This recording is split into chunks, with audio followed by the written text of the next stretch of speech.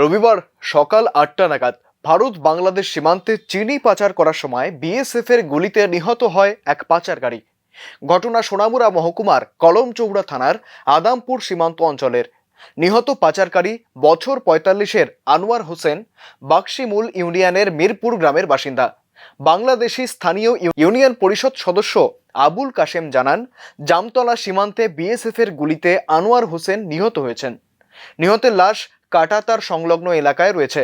স্থানীয়রা জানান, ভারত বাংলাদেশ সীমান্তে জামতলা এলাকায় চিনি পাচারকালে একজনকে গুলি করেছে বিএসএফ। আপনার কি সীমান্তের কাঁটাতারের বেড়ার উপাস থেকে নিয়ে এসেছেন না কাঁটাতারের বেড়ার ভারতীয় স্থান থেকে নিয়ে এসেছেন? ভারতীয় সীমান্ত থেকে আমরা নিয়ে এসেছি। সাথে কি চিনি ছিল? হ্যাঁ, এখানে কিছু চিনি ছিল। এখন কি করা হবে ওনাকে? এখানে এটাকে ময়নাতদন্ত করা হবে, তারপর দেখা যাক আইন অনুযায়ী কী হয়। বিএসএফ হাসপাতালে কেন আসেনি সেটা তো আমি বলতে পারবো না, আমাদের অফিসাররা আছে, ওনারা বলতে পারবে। Thank you sir. চলতি মাসের ২ তারিখে জামতলা কৃষ্ণনগর ৫ নম্বর পিলার সীমান্তে চিনি পাচারকারী একটি দল বিএসএফ এর একজন সদস্যকে মারধর করে রাইফেল ওয়্যারলেস সেট নিয়ে যায়। পরে যদিও তা আবার ভারতীয় সেনাকে ফিরিয়ে দেয় বিজিবি।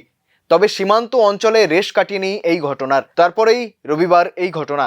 কলমচৌড়া থানা দেহটিকে পোস্টমর্টেমের জন্য নিয়ে যায়। আন্তর্জাতিক প্রশাসনের মাধ্যমে দেহটি মৃতের পরিবারের হাতে তুলে দেওয়া হবে বলে জানায় পুলিশ। বক্সনগর থেকে মোশাররফ কবিরের রিপোর্ট, নিউজ নাও।